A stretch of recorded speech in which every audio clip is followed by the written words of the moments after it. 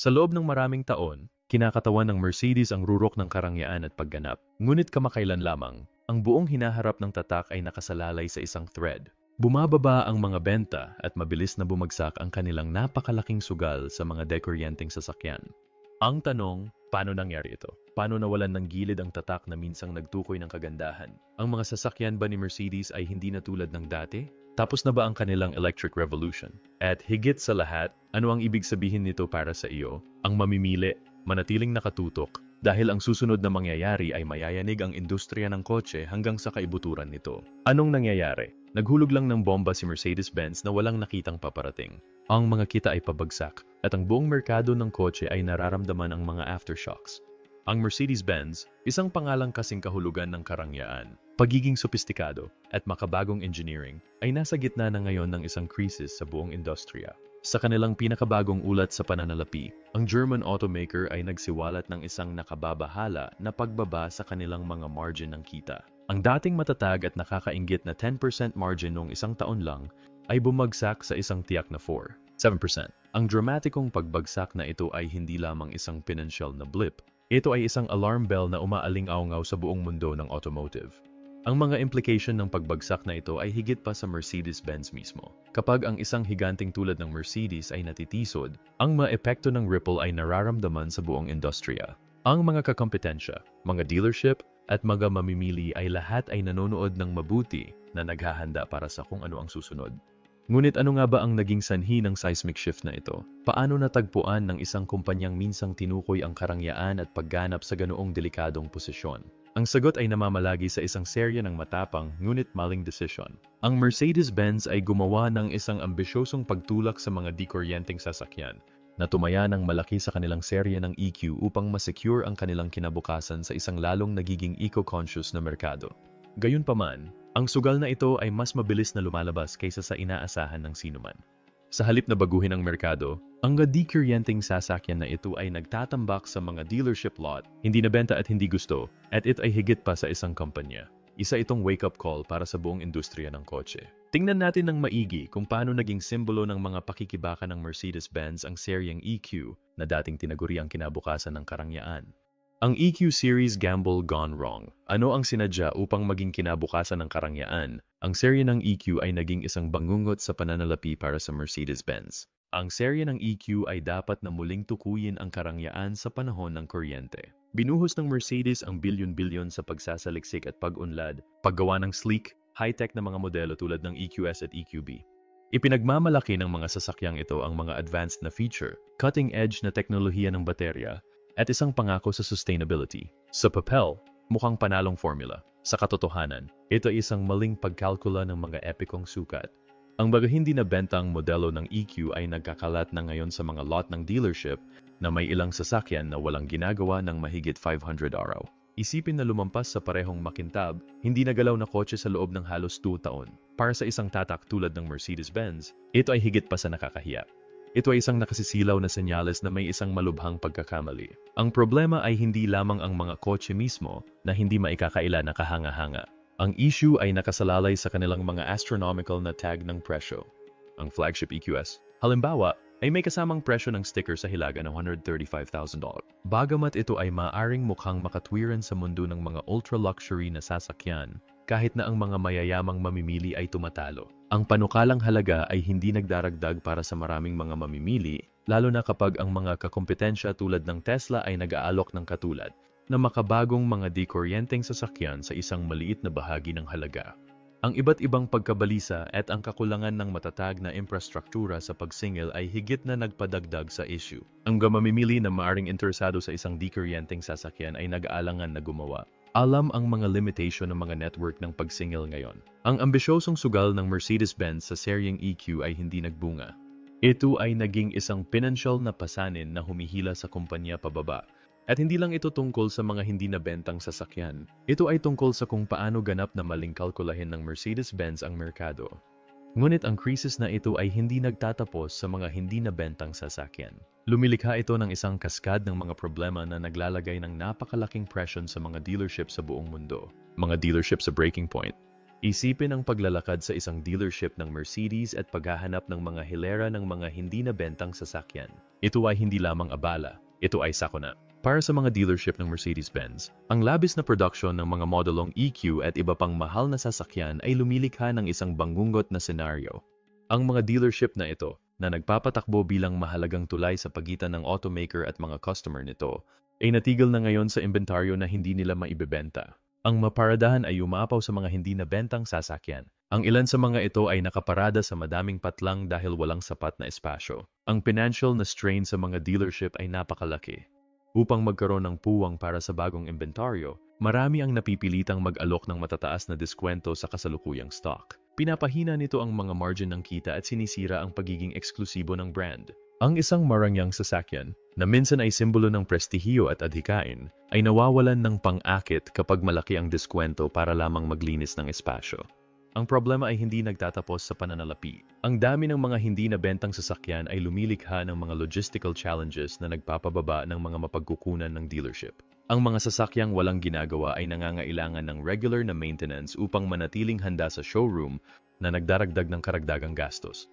Samantala, ang mga kawaniang pagbebenta ay naiiwan na nagpupumilit na kumbinsihin ang mga mamimili na ang mga may diskwentong modelong ito ay sulit pa rin sa premium na tag ng presyo. Ang pagkakahiwalay na ito sa pagitan ng ginagawa ng Mercedes-Benz at kung ano ang gusto ng mga consumer ay pinipigilan ang relasyon sa pagitan ng automaker at mga dealership nito. Maraming mga dealer ang nagiging bigo na humihiling ng mas mahusay na suporta at mas makatotohanang mga diskarte sa production. Pagkatapos ng lahat, ang mga dealership ay ang frontline ng industriya ng automotive. Kapag naghihirap sila, naghihirap ang buong tatak. At ang pagigting na ito ay hindi lamang nakakapinsala sa mga dealership, ito ay nagbabanta sa foundation ng mga pandaigdigang operation ng Mercedes-Benz. Habang ang mga dealership ay nakikipaglaban sa mga hamong ito, sinasamantala ng mga kakompetensya ang sandali upang makakuha ng lupa. Naamoy ng mga kakompetensya ang pagkakataon. Habang ang Mercedes ay natitisod, ang mga kakompetensya tulad ng Tesla, Rivian, at BMW ay nangunguna sa mga matatapang na diskarte at mas mahusay na pagpapatupad. Ang luxury car market ay mahigpit na mapagkompetensya at ang mga maling hakbang ng Mercedes-Benz ay lumikha ng isang pagbubukas na ang mga karibal ay sabik na pagsamantalahan. Ang Tesla, sa particular, ay naging isang nangingibabaw na puwersa sa merkado ng electric vehicles sa pamamagitan ng pag-aalok ng mga makabagong kotse sa medyo abot-kayang presyo. Ang Tesla Model 3 at Model Y ay nakakuha ng malawak na madla na pinaghalo ang makabagong teknolohiya sa isang ponto ng presyo na nakakaakit sa masa. Pagkatapos ay mayroong mga mas bagong manlalaro tulad ni Rivian na nag-ukit ng angkop na lugar sa segment ng electric utility vehicle. At Lucid Motors na nagpoposisyon sa sarili bilang isang direktang katunggali sa Mercedes-Benz na may mataas na pagganap ng mga luxury electric sedan. Samantala, ang mga traditional na karibal tulad ng BMW at Audi ay nagsasagawa ng mas balanseng diskarte na patuloy na namumuhunan sa parehong mga dekuryenteng sasakyan at combustion engine. Nagbibigay daan ito sa kanila na matugunan ang mas malawak na hanay ng mga mamimili habang ang Mercedes ay nagpupumilit na mahanap ang tuntungan nito. Ang mga pandaigdigang kakompetensya, lalo na sa China, ay nakikinabang din sa sitwasyon.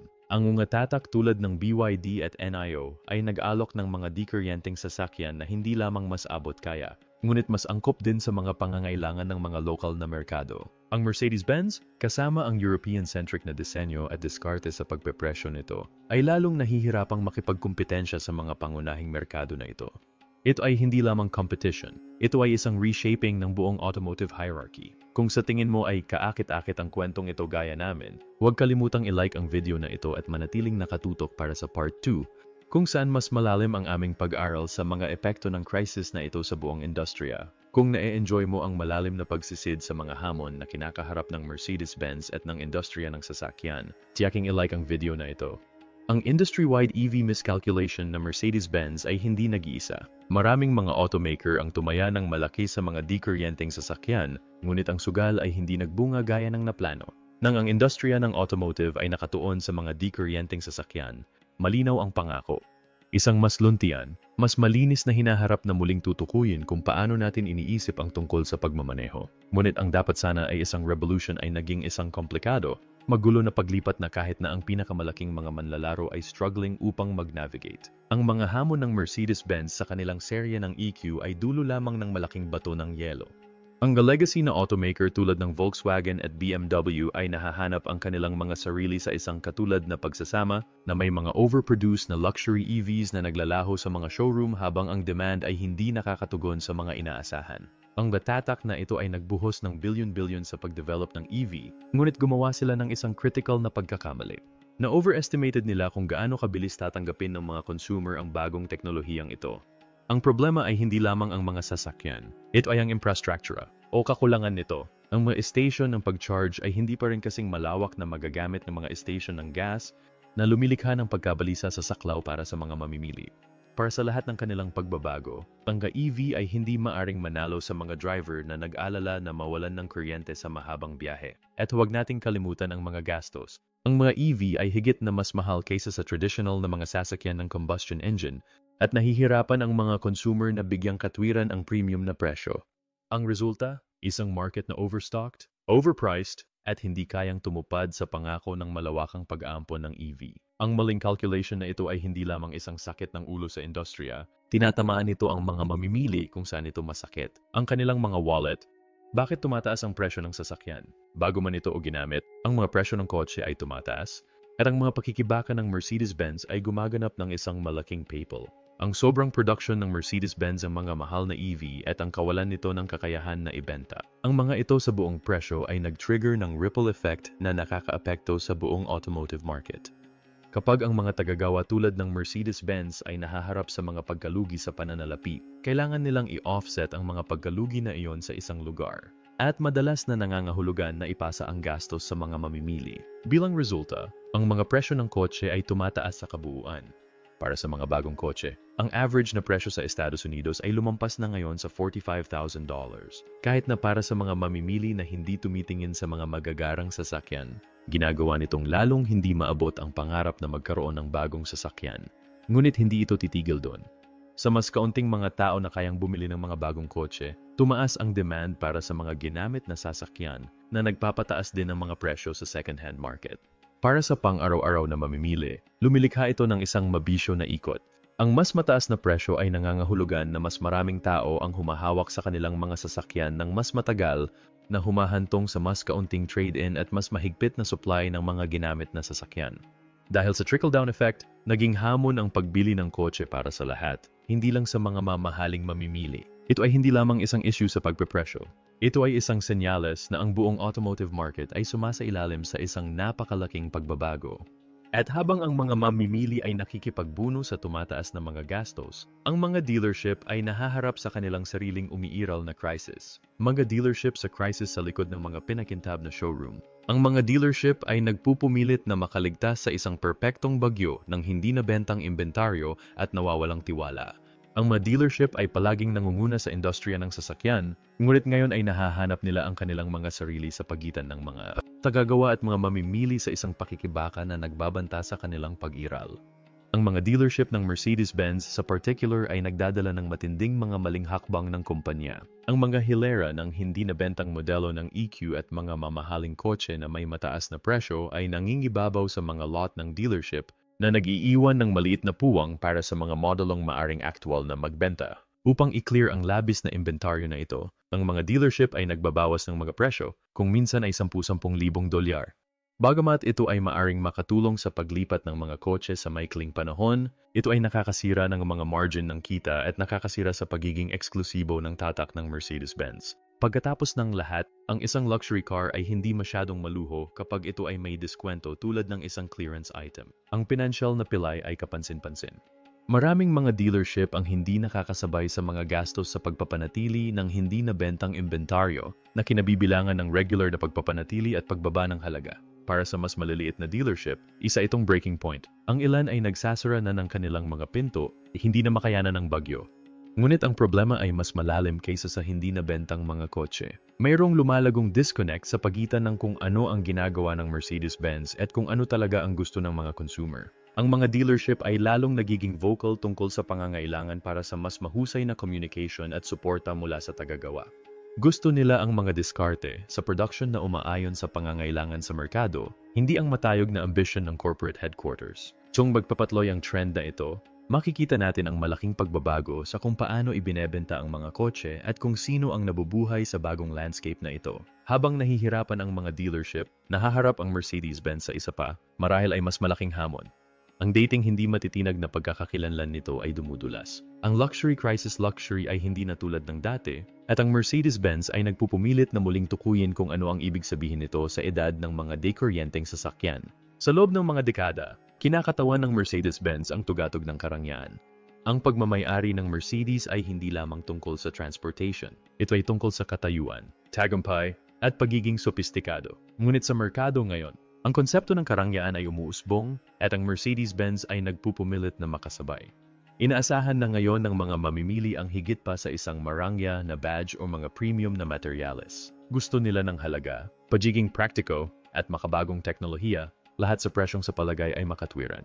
Ang Tesla, halimbawa, ay nagawang gawing aspirational at accessible ang mga EV na nakakakuha ng puso ng mga mamimili na maaring minsan ay isinasaalang-alang ang Mercedes.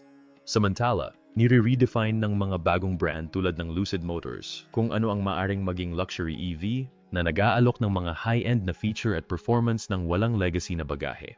Si Mercedes-Benz naman ay nasa isang dilemma. Ang kanilang mga pangunahing luxury model, tulad ng iconic na S-Class, ay nakitang humina ang demand habang tumataas ang mga presyo at nag-alok ang mga kakompetensya ng mas abot kayang alternatibo.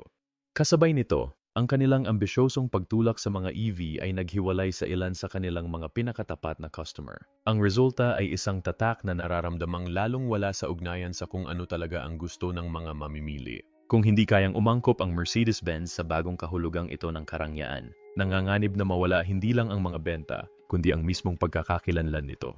Ang mga hamon na kinakaharap ng Mercedes-Benz ay hindi lamang tungkol sa isang kumpanya. Ang mga ito ay tungkol sa buong industriya ng automotive. Kung ang malalim na pagsisid na ito sa mga pakikibaka ng Mercedes-Benz at ang epekto nito sa industriya ng sasakyan ay nagdulot ng iyong interes, ibagi ang video na ito sa iyong mga kaibigan at komunidad. Ituloy natin ang usapan. Ang EV bubble bursts, ano ang dapat na hinaharap ay isa na ngayong babala.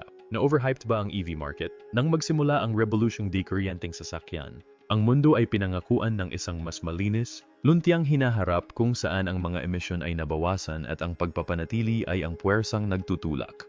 Ang mga tagagawa ng kotse tulad ng Mercedes-Benz ay nangunguna sa paglilipat na ito na namumuhunan ng bilyon-bilyon upang matiyak ang kanilang lugar sa kung ano ang pinaniniwalaan nilang magiging susunod na panahon ng transportation. Gayunpaman, habang papasok ang katotohanan ng malawakang pag-ampon ng EV, nagiging masakit na malinaw na ang pangarap na ito ay itinayo sa mga nanginginig na pundasyon. Ang pinaka-nakakasilaw na problema, ang bula ng sobrang production.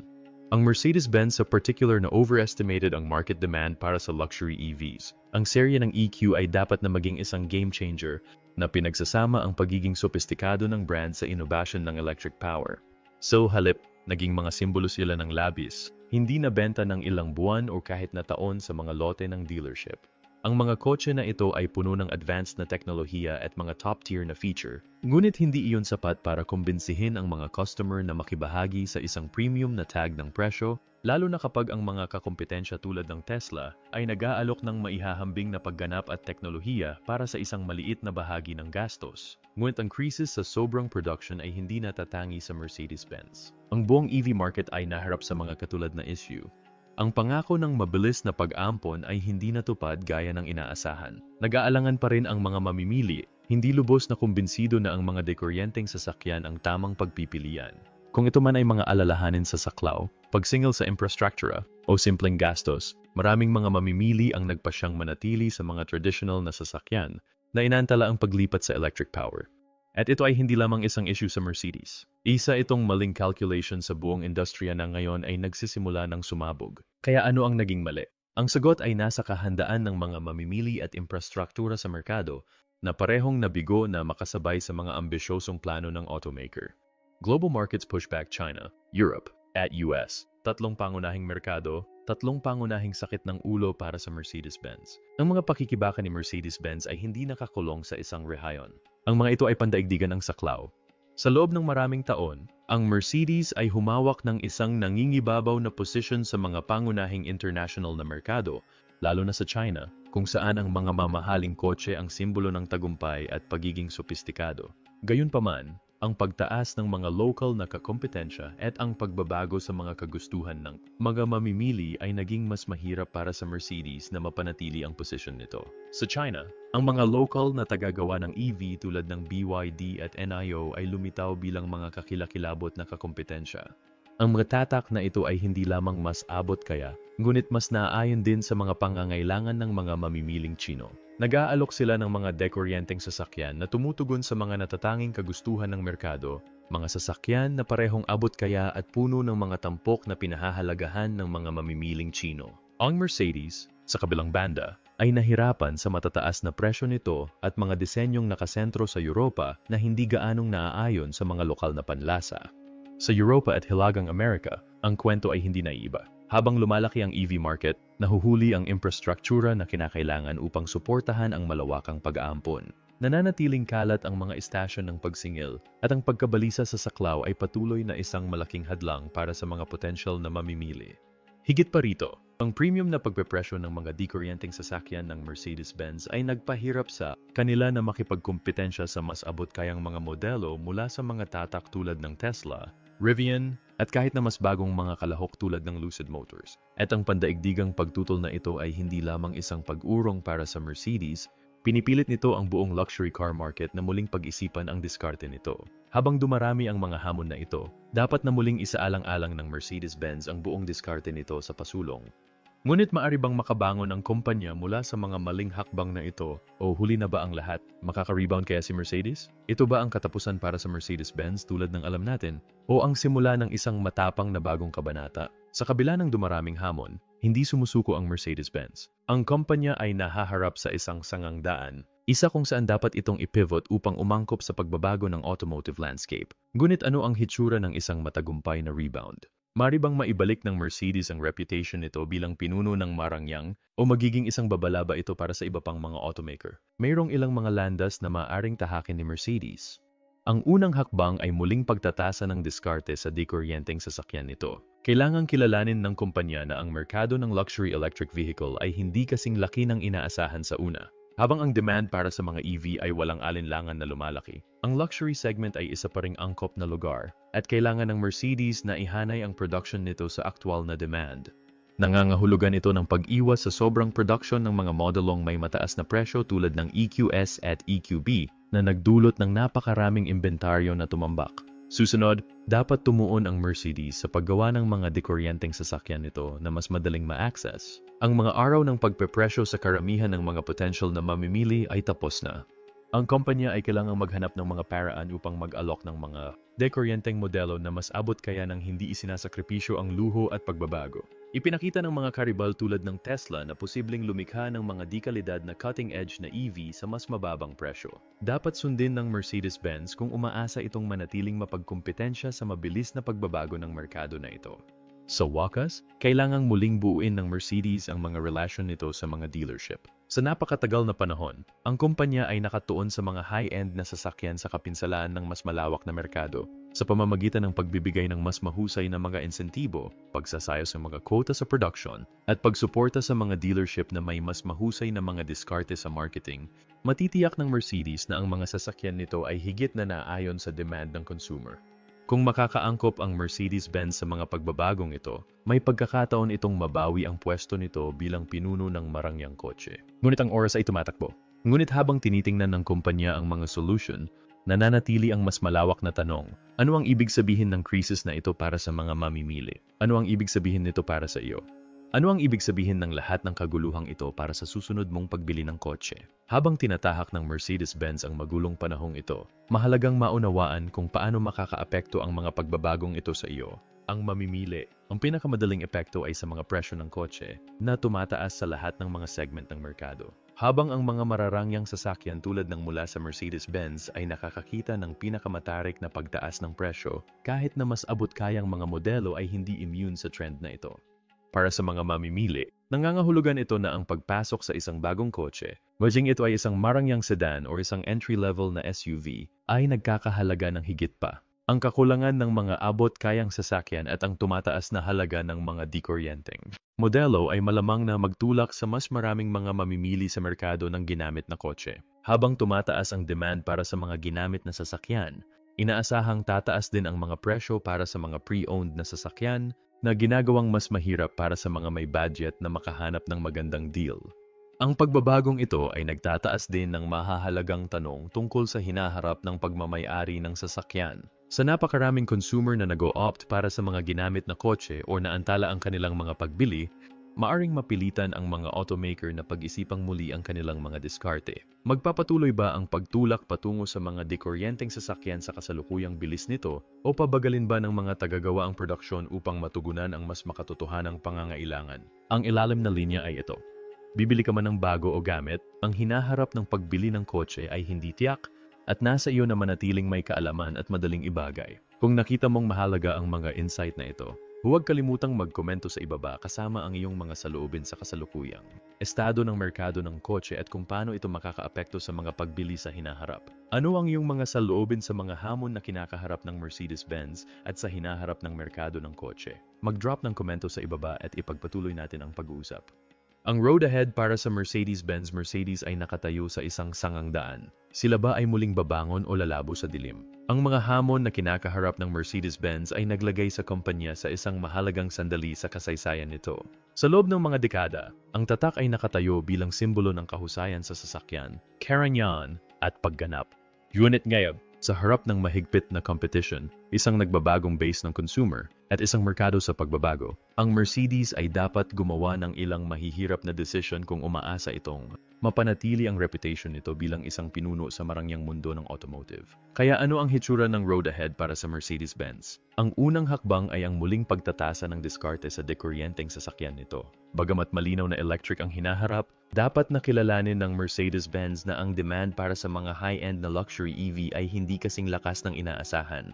Dapat ilipat ng kumpanya ang pagtuon nito sa paggawa ng mas abot-kayang mga modelo ng kuryente na tumutugon sa mas malawak na madla. Kung mahahanap ng Mercedes-Benz ang tamang balanse sa pagitan ng karangyaan at pagiging naa-access, maaari lang itong mag-ukit ng isang matagumpay na angkop na lugar sa EV market. Ang isa pang mahalagang lugar na kailangang pagtuunan ng Mercedes ay ang kaugnayan nito sa mga dealership.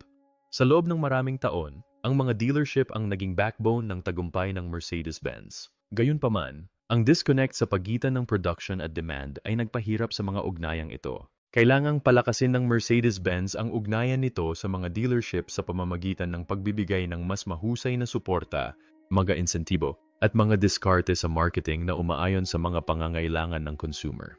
Malaki ang maitutulong ng collaborative na diskarte na ito sa muling pagbuo ng kumpiyansa ng consumer at pagpapalakas ng mga benta. Panghuli, ang Mercedes-Benz ay dapat magpatuloy sa pagbabago.